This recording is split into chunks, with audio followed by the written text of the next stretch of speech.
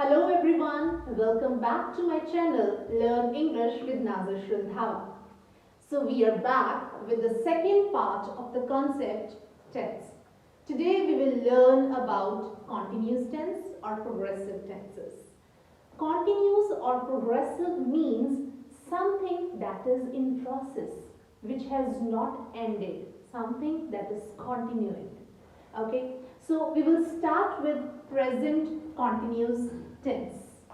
In Punjabi, if you need to recognize which sentences are going to be in continuous tense, the recognition is from the words reha hai, rahi hai, rahe han.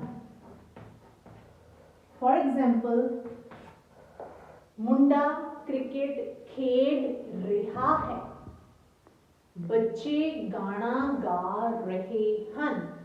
These kind of sentences are present in present continuous tense. Okay, so let's start with rule number 1. As you have seen in the previous video as well, rule number 1 is for affirmative sentences. Affirmative sentence. So the rule is subject plus is, or you have to use am, or you have to use are, followed by verbs first form, and then it will be followed by ing, and then you will write object. Okay, one question that will come to your mind is, where can we use is and where will we use am and where will we use are? The answer is very simple. For singular subjects, that means he, she, it, you will use is. For plural subjects, that means we, they, you will use are, and with I you will use am. Am I clear? Okay, let me give you an example. For example, you are supposed to make a sentence on ladkiyan nach rahiyan han. Rahiyan han, that means the tense is present continuous tense. Ladkiyan, so subject will be girls. With the plural subject, you will use are. So you will write girls are. Then you need to write verbs first form. So nachna means, in English you will say dance, followed by ing. Ladkiyan auditorium ch dance kar rahi hain. Auditorium, girls are dancing in an auditorium. I hope this is clear. Okay, moving on with the second rule. Rule 2 is for negative sentence. What kind of sentence? Negative sentence. Okay, the rule is very simple. You just need to add not. You will write subject, then is or am or are, then you have to write not followed by verbs first form, then you will write ing, and finally an object if there is an object. There may be an object, there may not be an object. Okay, so munde rola nahi pa rahe han. Munde, munda. Okay, let's take singular subject boy, munda. For singular subject, we have to use is. So boy is followed by not. Rola pona. Either you can write shout or you can write make noise. Okay, boy is not. If we are going to use make, then followed by ing, making a noise. Boy is not making a noise. In case the subject is boys, then you will write boys are not making a noise. And if you are supposed to write I, then you will write I am not studying. I am not eating the food. Is that clear to you? Let's move on to the next rule, rule 3, and this rule is for interrogative sentence. Interrogative sentence. So, as you know, in this you have to write is, am or are in the very beginning, followed by subject and then verb's first form followed by ing and finally object followed by question mark. Very good. Okay, so let's make a sentence.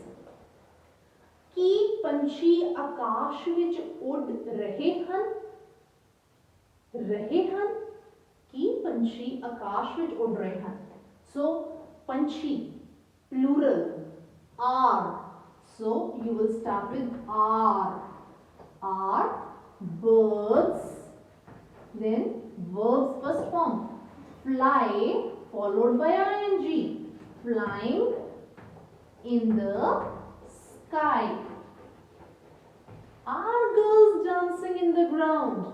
Are is the boy shouting? Is boy making a noise? Okay, this is how you are going to use these rules to make present continuous tense. I hope this is clear to you. We have past continuous tense. Past continuous tense is used to say that something was going on, something was in progress. Okay, so in Punjabi, if you need to recognize such sentences, they will end with rehasi, rahisi, rehesan. For example, munda patang uda rehasi, bacche मैदान विच खेड रहे सन. Okay, so let's start with the first rule, that is for affirmative sentence, that is subject, then it has to be followed by was or were, then you have to use verb's first form followed by ing and ending with the object. Okay, so your question will be, where do we use was and where do we use were? Was is used with singular subjects and were is used with plural subjects. So singular subjects and plural subjects I have already explained. Let's move on to the example. Oh gaane sun reha si. Oh, that means we are talking about a boy. So the pronoun used will be he. He, it is a subject, so we will use was. He was. Sunna, verb. Listen. Then ing. He was listening to songs. Clear? Asi roti kha rahe si.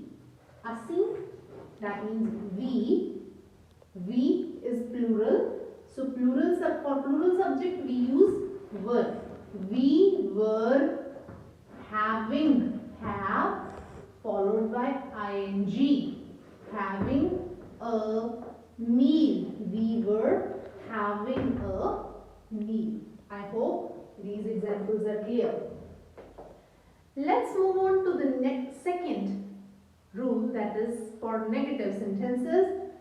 Here it's very simple. You have to just add not after was or were. So the rule becomes subject followed by was or were, then not followed by verb's first form ing and then object. मैं पढ़ नहीं रहा सी. मैं, I. With I in the past you have to use was. In the present you have to use am. So I was not, then verb study, and then you have to use ing. Many students, they make the spelling error. They don't write y after d, but in the spellings of studying you have to write y, studying. Okay, moving on to the next rule, that is for interrogative sentences. You have to use rule 3 is for interrogative sentences. In this we have to use was or were in the very beginning, followed by subject, then verb's first form, then ing, followed by an object, and then question mark. So let's discuss an example. कि ओहो दौड़ रहे सन. कि ओहो, that means subject is plural. So you will start with were. They, दौड़ना, run, and then you have to write ing. Were they running? Okay. Were they shouting? Was I studying? Was he listening to songs? So this is how you have to make interrogative sentences. I hope past continuous tense is clear to you. Let's discuss future continuous tense. The other name is future progressive tense. Okay, if you need to recognize this tense, you have to, in the Punjabi sentences, the words are reha hovega, rehi hovegi, rehe honge. जब मैं उत्थे जावांगा मुंडा खाना खा रहा होवेगा. जदों तुसी आओगे मैं पढ़ रहा होवांगा. Okay, so let's discuss rule number 1, which is for affirmative sentences, and the rule is subject followed by will be, shall be, and then you will use verb's first form, then ing, and after that you will write an object.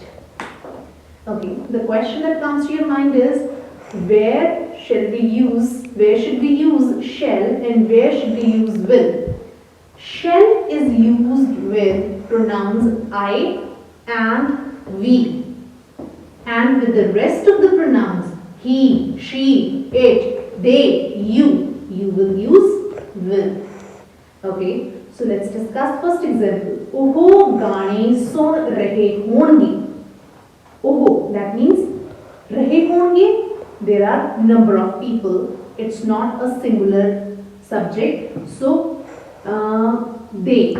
So with they you will write will. They will be. They will be. Sunna, listen. Ing, listening to songs. They will be listening to songs. Okay, let's discuss next example. असी रोटी खा रहे होवांगे. असी, we, and with we you are supposed to use shall. We shall be eating or having meal or food, whatever you like. We shall be eating food. Here, rule 2 is for negative sentence, and the rule is subject plus will not be, shall not be, and then verb's first form followed by ing and then object. Let's discuss an example. मैं पढ़ नहीं रहा हूँगा. मैं. You will write I, and with I we will use shall. I shall not be पढ़ना, studying, study and then I. We shall not be studying. Sorry, I shall not be studying. Rule 3 is for interrogative sentence, and in this will and shall will be in the beginning. I'm so sorry. Will and shall will be in the very beginning, followed by subject, and then be followed by verb's first form, ing and object. कि ओहो दौड़ रहे होंगे. Okay, ओहो, they. So with they we will write will. Will they be, okay, दौड़ना, run and then ing, running. Will they be running? Shall I be studying? Will they be listening to songs? And this is how you will make interrogative sentences. And with this, I hope all the progressive tenses or continuous tenses are clear to you. We will meet you in the next video. Till then, keep subscribing, keep sharing.